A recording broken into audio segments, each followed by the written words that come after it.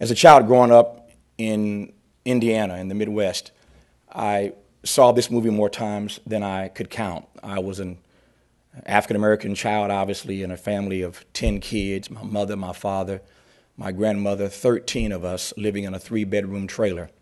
And we were the only African-American family for miles around. And so I understood the black and white notion, the black and white tension that existed in this film and indeed in my own community some years ago. And so I saw this movie countless times as a child. I always felt then, not knowing much about the Hollywood process, that you could not make a movie that was more perfectly cast. I felt that as a child growing up in Indiana, but when I, years later, moved to Los Angeles after college to work for the late, great mayor and the first and only African-American mayor to date of this city, Tom Bradley, I had the occasion to meet Gregory Peck and Brock Peters countless times. They were both dear friends of the mayor and had many times to sit and to talk with them and to pick their brains and to get to know them just a wee bit.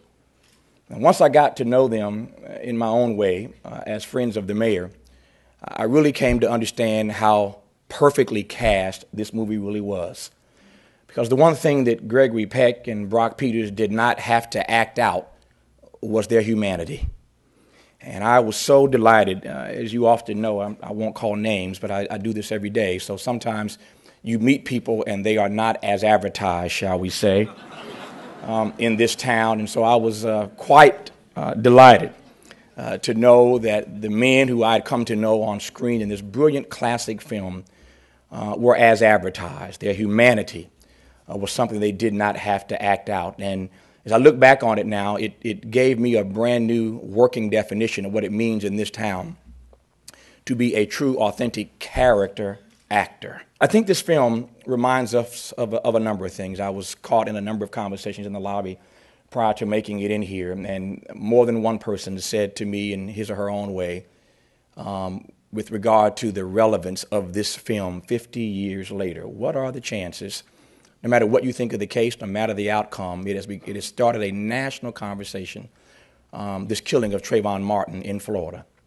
And what are the chances that 50 years later, as we sit here in Beverly Hills to screen this classic film about the black and white tension that has existed for so long in this country, what are the chances that this day in Florida, George Zimmerman would have been arrested? What are the chances that we sit here tonight to watch this film all these years later about that tension, sadly, that still exists in our country? What I celebrate about Hollywood at its best, let me underscore that, what I celebrate that is about Hollywood at its best is that The Kill a Mockingbird reminds us that films don't just have to entertain. They can do more than entertain. They can entertain, and they can empower, and they can inspire, and they can elevate the discourse in this country.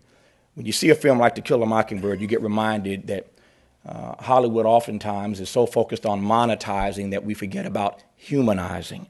And this film underscores that we can both monetize and humanize at the same time. This movie, as you well know, set against the backdrop of the segregated South. It celebrates the power of good in the face of evil. Or as I like to say, simply put, it celebrates that love wins. Love wins. Thanks to one of the most cherished books in all of American literature, the film adaptation of Harper Lee's magnum opus also gives us one of the great movie heroes of our time, as the president uttered the other day, Atticus Finch, played with sublime strength by Gregory Peck. Atticus Finch became the living embodiment of the core values that were under attack in this country in the age of Jim Crow, and might I add, Jane Crow. What it must have meant back in 1962 to Negroes, as we were called then. What it must have meant back in 1962 to hear Peck, as Atticus Finch, say to his daughter, Scout, you never really understand a person until you consider things from his point of view. until you climb inside his skin and walk around in it. It's no wonder then that this powerful formulation and the generation it inspired helped make Atticus Finch the greatest movie hero of the 20th century, according to the American Film Institute.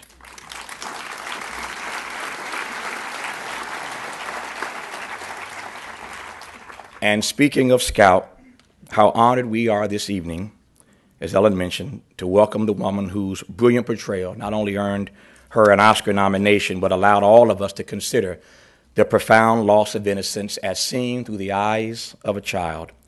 In 1962, the New York Times described her as a superb discovery, and I couldn't agree more. Mary Badham, we love you, and we're delighted that you're here again with us tonight.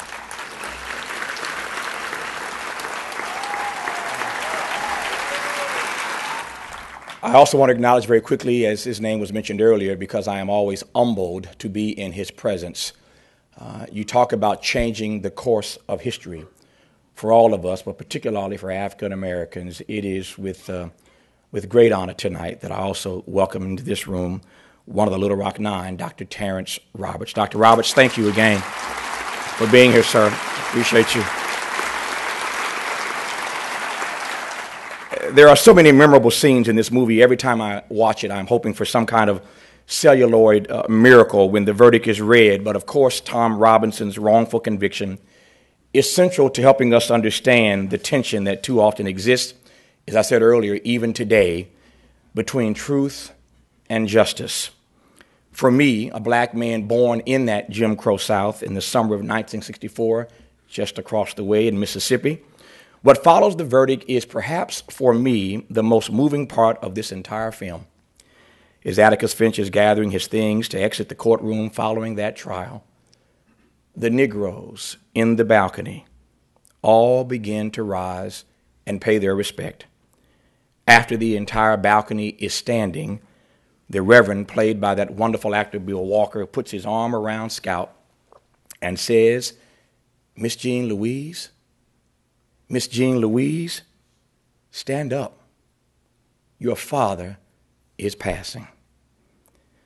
Seeing this black man gently put his arm around the shoulder of this little white girl as he helps her to understand the respect and importance her father has in the black community is a thing of beauty. When all is said and done, To Kill a Mockingbird was nominated for 8 Academy Awards, taking home 3, including, of course, Gregory Peck's career-defining role and his award. When he died in 2003, fittingly, it's worth remembering tonight that Brock Peters, of all the persons who could have been asked to do this, the Peck family, in their wisdom and their humanity, gave Brock Peters the honor of eulogizing Gregory Peck. Skillfully directed by Robert Mulligan and featuring a superb screenplay by Horton Foote, the film also marked the unforgettable screen debut of a future Hollywood legend. Without uttering a single word, he captures us with his enigmatic but ultimately heroic character, Boo Radley, Robert Duvall. It is perhaps too much to ask or expect that one film or even one book could change the course of history. And sadly, in the year after this film's release, Atticus Finch's Alabama became ground zero for the ugliness and the violence of the modern civil rights era.